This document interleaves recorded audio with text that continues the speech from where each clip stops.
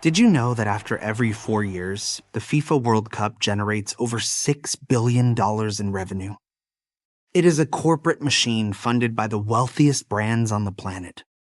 And at the absolute center of this multi-billion-dollar empire is one single product, the official Adidas football. When you see that ball spinning into the net, kicked by athletes making hundreds of millions of dollars, you probably assume it was engineered in a sterile, highly automated billion-dollar mega factory in Germany or the United States. But you would be completely wrong. The truth is, Adidas doesn't make those balls. Neither does Nike or Puma. In fact, a shocking 70% of all the footballs used across the entire globe come from one single place. A place that has quietly held a ruthless monopoly over the world's most popular sport for decades. Welcome to Sialkot, a mid-sized city in Pakistan that secretly controls a billion-dollar sporting empire. This is the story of how an unassuming town defeated massive global mega corporations, survived an industry-killing technological shift, and became the undisputed king of the sports world. To understand how Sialkot pulled off this impossible monopoly, you have to understand the sheer scale of the football industry. We aren't talking about a few thousand match balls. We are talking about 40 million footballs produced in this one city every single year. If you have ever kicked a soccer ball in your life, there is a massive statistical probability it was made by someone in Sialkot. But building a monopoly isn't just about making a lot of something. It is about creating a business moat so deep that your competitors simply give up trying to cross it. And Sialkot's moat wasn't built with money. It was built with blood, sweat, and generations of extreme specialization. The story actually starts by pure accident over a century ago during the British colonial era. British soldiers playing football would puncture their leather balls on the rough terrain. Instead of waiting months for replacements to ship from England, they asked local Sialkot saddle makers, who were experts at stitching tough leather for horses, to repair them. Those saddle makers quickly realized they didn't just have to repair the balls, they could build better ones from scratch. They possessed a unique, hyper-specialized skill, hand-stitching heavy materials with absolute, perfect precision. It was a skill that couldn't be taught in a boardroom. It had to be passed down. But what made Sialkot a global powerhouse wasn't just the stitching, it was their genius business model. In the early days, they didn't waste millions of dollars building massive corporate factories.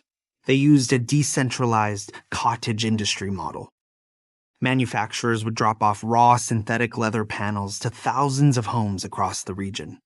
Families would hand-stitch the balls in their own living rooms, and the companies would pick up the finished product days later. It was a brilliantly scalable, low-overhead system. When a brand suddenly needed 1 million footballs, Sialkot didn't have to build a new factory. They just activated more of the local population. By the 1980s and 90s, this generational skill and scalable workforce turned Sialkot into a goldmine. When massive Western brands like Adidas needed millions of balls that wouldn't burst under the pressure of professional athletes, they bypassed the rest of the world and outsourced the entire operation to the master craftsmen of Sialkot. The city was making millions, and the monopoly seemed untouchable. But in the business world, monopolies are always hunted, and Sialkot's greatest threat didn't come from a rival city. It came from the future. Enter the early 2010s. The sports industry was changing. Brands wanted balls that were perfectly spherical, completely waterproof, and didn't absorb moisture on wet grass. The traditional method of hand-stitching panels together left microscopic seams. It was a flaw that machines could exploit. Suddenly, massive, highly automated factories in China began producing thermo-bonded footballs. Instead of stitching, these balls were fused together using heat and glue in high-tech molds. It was faster, cheaper, and threatened to make the hand-stitchers of Sialkot entirely obsolete overnight. Sialkot was facing a total economic collapse. The city's massive empire was built entirely on a technology that the rest of the world was abandoning. If Adidas and FIFA shifted all their contracts to automated Chinese factories, Sialkot's billion-dollar industry would vanish. This is where most underdog business stories end in bankruptcy. Look at Kodak or Blockbuster. When the technology shifts, the old guard usually dies. But Sialkot did something entirely different. They didn't fight the new technology, they hijacked it. A company in Sialkot named Forward Sports, the primary contractor for Adidas, realized that to save the city's monopoly, they had to beat the automated mega factories at their own game. But there was a massive problem. Thermobonding isn't just gluing panels together. It requires aerospace-level precision. When a professional player kicks a ball at 80 miles per hour, if the weight distribution of the glue is off by a fraction of a single gram, the aerodynamics are completely ruined. FIFA's testing labs subject these balls to robotic legs that kick them thousands of times against solid steel walls at freezing temperatures. If even one seam splits, you lose the contract. Forward Sports took a massive bet. They completely overhauled their operations, importing cutting-edge thermobonding machinery and radically retraining their workforce. They had to transition from a city of traditional artisans to a city of high-tech manufacturing engineers in record time. And the deadline was the ultimate test, the 2014 FIFA World Cup in Brazil.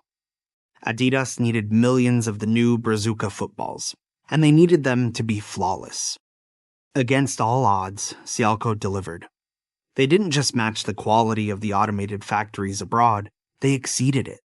The Brazuca was a massive success, and Sialkot proved that their real advantage wasn't just hand-stitching, it was an unmatched cultural obsession with sporting goods manufacturing. They successfully secured the contract for the 2014 World Cup. Then they did it again for the 2018 World Cup in Russia. But the true test of their dominance came during the 2022 World Cup in Qatar with the Al Rihla ball. This time, Adidas didn't just want a thermobonded ball, they wanted a smart ball.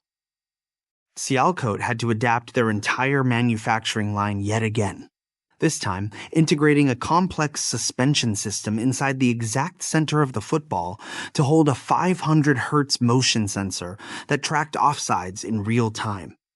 They had successfully merged a century-old sports industry with Silicon Valley tech, exporting hundreds of millions of dollars worth of equipment. Today, the city of Sialkot operates like a perfectly tuned corporate machine. When an Adidas ball is kicked in a Champions League final, the profits flow right back into the factories of Pakistan. They fought off the threat of global automation by proving that human adaptability, combined with generational expertise, can outmaneuver even the deepest corporate pockets. The executives in Sialkot proved that you can beat the biggest players in the world if you control the supply. But what happens when you try to use that exact same strategy to buy up all the silver on planet Earth? Well, two billionaires actually tried it, and it nearly destroyed the global economy. Click the video on screen right now to see how they pulled it off, and I'll see you there.